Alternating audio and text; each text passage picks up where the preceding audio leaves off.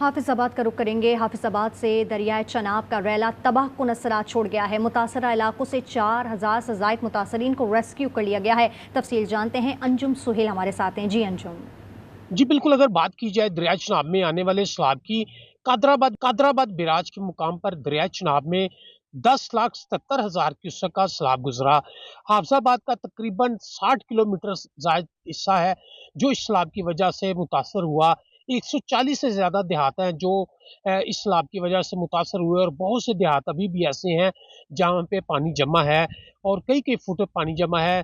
ना सिर्फ आबादियों में बल्कि जो फसलें हैं वो भी ज़ेरे आब आ गई। तकरीबन 1.5 लाख एकड़ रकबे पर जो काश्त की जाने वाली फसलें थी वो बिल्कुल पानी की नज़र होगी। हुकूमती इदारों की जानब से रिलीफ और रिहेबिलिटेशन की सरगर्मियाँ जारी हैं। तो वहीं पे ये लोग जो हैं वो मुतासरीन, उनका यही कहना है कि ज़्यादा से ज़्यादा उनकी मदद की जाए, और जो उनका नुकसान हुआ है बिलखुसूस फसलों का, मवेशियों का और बहुत से जो मकानात गिरे हैं उनकी आसानो तमीर के लिए इकदाम किए जाए।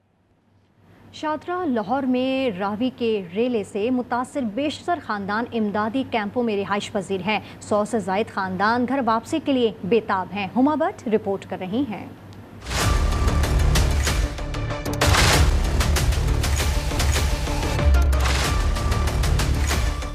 बड़े हॉल में मैट्रेस लगाए ये खानदान सैलाब से मुतासर हैं, जिन्हें government central model school Rattigan में रिहाइश दी गई है। बेशतर बच्चे सब कुछ भुलाए खेल कूद में मसरूफ हैं, लेकिन कुछ अपने घर जाने के लिए बेताब हैं। हमें अपने घर जाना, जल्दी से पानी निकल जाए, हमें कोई प्रॉब्लम नहीं है। यहाँ पे सब कुछ सही मिल रहा है, लेकिन घर वाली बात यहाँ पे नहीं है। बर्बाद हो गया। मेरी बच्ची का समान बनाया सी मैं शादी वास्ते, वो भी सारा चला गया।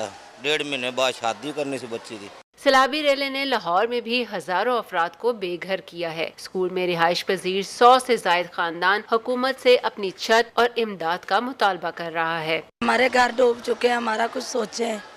अवाम इतनी परेशान है, जाहिर है कि घर बार छोड़ के कोई खुशी से नहीं यहाँ पे बैठा हुआ। हमारा जो नुकसान हुआ है वो हमें मिला जाए, क्योंकि हमारे घरों में सारा पानी आया चुका। घर बार छोड़कर आने वाले हर शख्स की अलग दास्तान है। नम आंखों में तिनका तिनका जोड़कर बनाए छोटे से महल के पानी में घुलने का मंजर अभी भी ताज़ा है, लेकिन वो एक बार फिर मेहनत करने के लिए तैयार हैं। रिलीफ कैंप्स में बेघर अफराद को तमाम सहूलियात तो मुयस्सर हैं, लेकिन अपनी छत दस्तयाब नहीं, जिसके लिए एक बार फिर उन्हें अनथक मेहनत करनी होगी।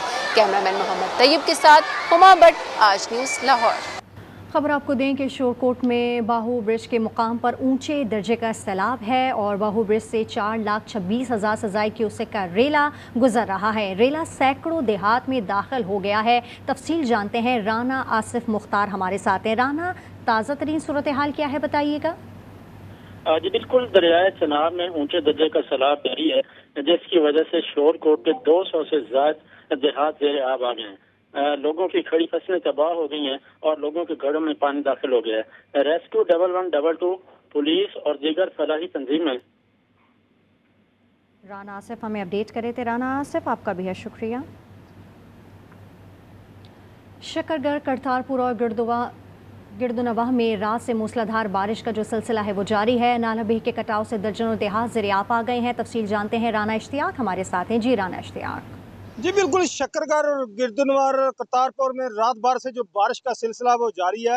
अगर बात की जाए तो नाला बई की, तो इस वक्त मैं नाला बई के चकनारा के मुकाम पर मौजूद हूँ, जो भारत के संगम से आने वाला नाला बई है। इस वक्त जो जम्मू कश्मीर भारत में जो बारिशें हुई हैं उनकी वजह से जो तगयानी है नाला बई में वो बढ़ती जा रही है। तो यहाँ पर चकनारा और सलियाई और चक कमरू के जो देहात हैं वो मुतासर हो रहे हैं।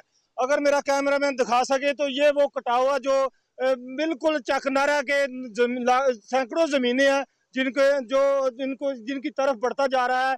वो यहाँ पर देख सकते हैं कि जो मकीन है वो अपनी दुकानें तोड़ रहे हैं। इनकी जो फसलें हैं सैकड़ों एकड़ वो तबाह हो चुकी हैं। यहाँ पर जो देहात हैं वो मुतासर होने का खदशा है, उनके घरों में गाँव में पानी दाखिल ना हो जाए। तो उनका कहना है कि यहाँ पर आकर देखें और जो इनकी जो मुश्किलात हैं, परेशानियाँ, उनको कम करें, ताकि ये जो लोग अपनी जो ज़िंदगी है वो भी अच्छी गुजार सकें।